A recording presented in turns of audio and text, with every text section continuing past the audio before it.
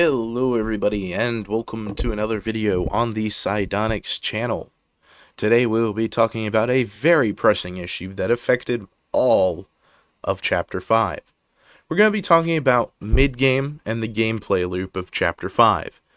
So you may have seen videos about how Chapter 5 is the worst chapter, Chapter 5 is terrible, why everybody hated Chapter 5. You've seen stuff like that, and I'm going to try and keep the negativity to a minimum. I mean, I just made a video called Why is Fortnite So Negative? However, there is no way to avoid the fact that the gameplay loop in Chapter 5 was very poorly executed. But to stick on the positive, Chapter 4 had the best gameplay loop, so I'll be comparing often to Chapter 4's gameplay loop while dissecting Chapter 5's gameplay loop. So let's start off with the main thing that we have to look into as far as the gameplay loop, and that would be the mid-game events. So Chapter 5, when it originally started, it only had a couple of mid-game events. The first event being the Storm Tower. And then after the Storm Tower, I believe in the first season there were combat caches. Correct me if I was wrong, post-editing me. But I believe there was combat caches, and then you finally had the floating loot island, which, by the way, one of the best executed parts of Chapter 4, and one of the biggest downfalls of Chapter 5. And I'll explain why.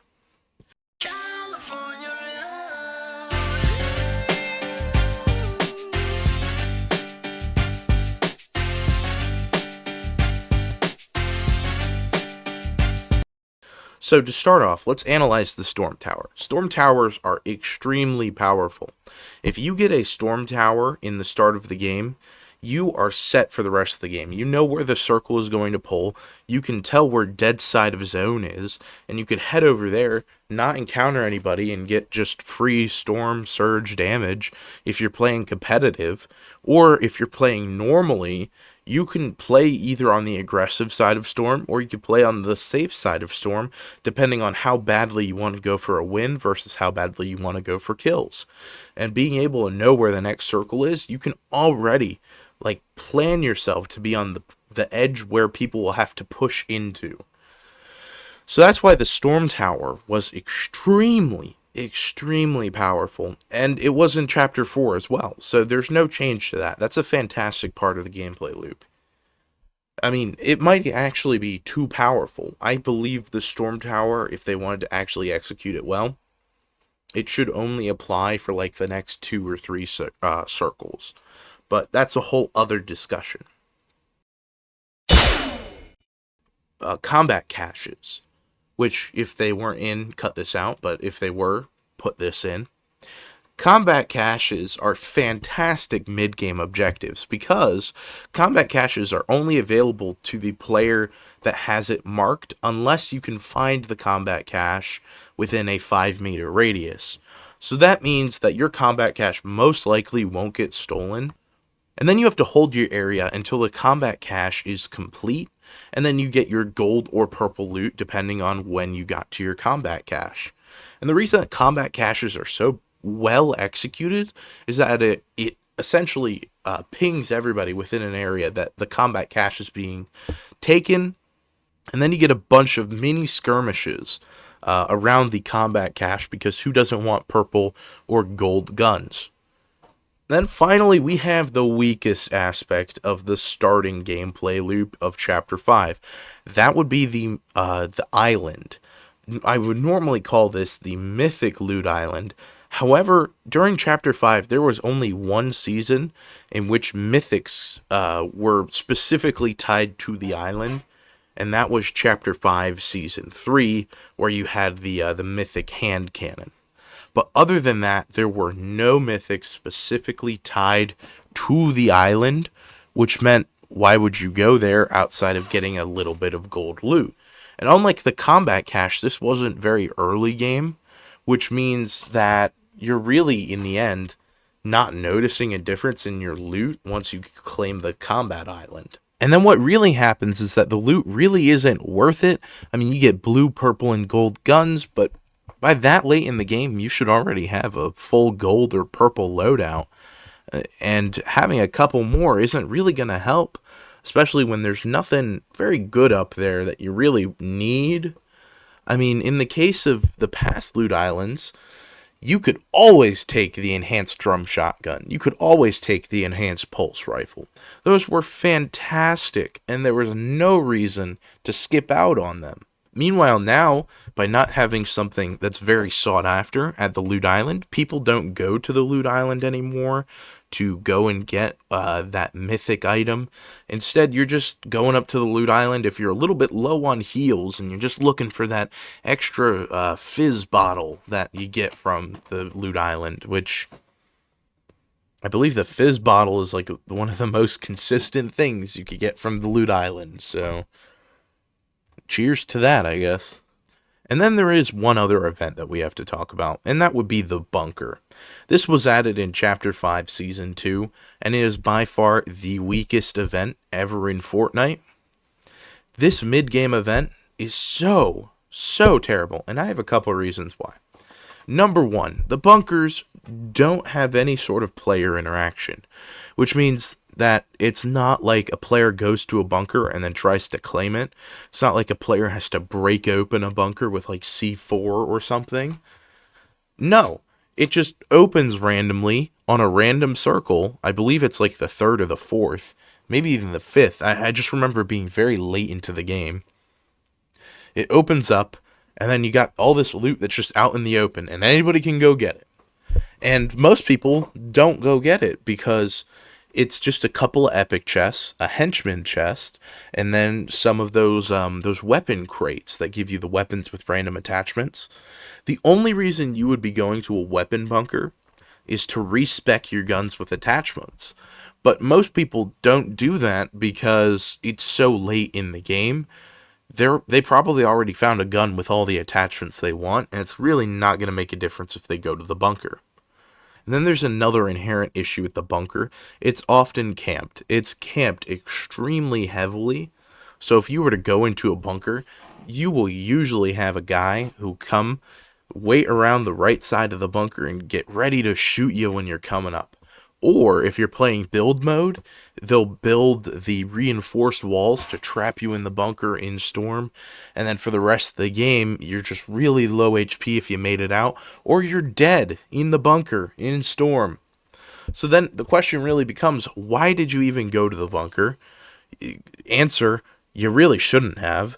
And then what does the bunker provide that's useful other than a weapon mod bench? That's the only thing that's different about that. And you could just go to the island later in the game if you want a late game weapons bench. And the island is more open, which means that you won't get camped while you're using the bench. So then, why is it so terrible? Who at Epic Games was like, yes, we should add this enclosed area where you can obtain this ever so coveted weapon attachments. It was such a poor decision. I think that if you're to do weapon attachments again, which, by the way, another video in this series of why Chapter 5 failed will be all about attachments, so don't worry, I'll cover it more. But my theory on attachments is that you should have put attachments, one bench in every single POI, right? You put a bench in some sort of building at a POI, and then everybody can go there and mod their weapons. Alright? Very simple. Another issue with Chapter 5, they removed location flags, which means you couldn't go into a POI, claim it, and then mark everybody, and get the extra bonus loot, which was kind of lame, because claiming POIs was super fun in the early game of Chapter 4. I mean, it gave you something to do at every POI you landed at. You could just go to the flag, claim the flag, mark everybody, and then kill them all. Or you could have a very intense fighting for the flag. But in Chapter 5, they removed that. So now the gameplay is loot, maybe get a storm tower, go to maybe a bunker, go to Loot Island, I guess, if you need a new fizz.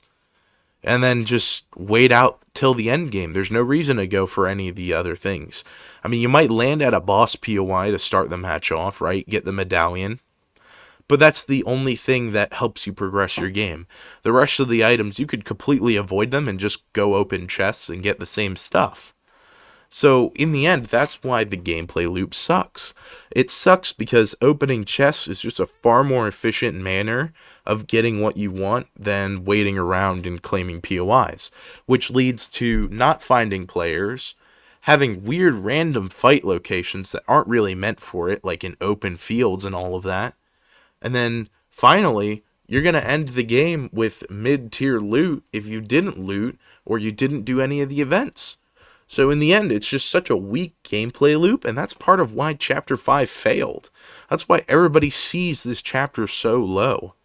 And then having just so much randomness to all of it, there was no consistency in anything as far as these gameplay features go. I mean, like, you could go to the loot island, and you would get completely different guns every single time. You could go and the loot island could just be a doom island. All of a sudden, it could just be a doom island, right? And then you're screwed if you don't get the loot island, versus having some sort of mid-tier mythic there, like the hand cannon, which, by the way, what I will say, loot island was far more used in that season because of the mythic. And I don't know why Epic didn't learn from that and include the mythic in more of the seasons in Chapter 5. But overall, those are my thoughts on why the gameplay loop sucked. And then just one last thing. I know this video seems very negative towards Chapter 5, and I see that. I really do. But what I will say is that there is a light at the end of the tunnel. When we talk more in depth about weapon attachments and how they were handled, there'll definitely be a good mix of positive and negatives versus mostly negatives. I really like Chapter 5. I think it had some very good points. It just simply is the weakest out of all of the chapters that I have played. Now, what it does beat from other chapters is that it did indeed have mid-game objectives, unlike something like Chapter 2 or Chapter 3. It kind of just took from Chapter 4 and then kind of downgraded the events, making the combat caches rare, changing the loot island to not have a guaranteed mythic. Small things like that really affect how the gameplay changes based on these mid-tier objectives. So it was unfortunate that that's how they decided to handle it, but I foresee Chapter 6 being even better. I just have my hopes up, and I'm going to keep them up and high. Stick around for tomorrow's video on attachments. The good, the bad, the ugly, the great. We'll be covering that tomorrow. Don't forget to leave a like and subscribe, and I appreciate the support on the commentary videos. Have a good one.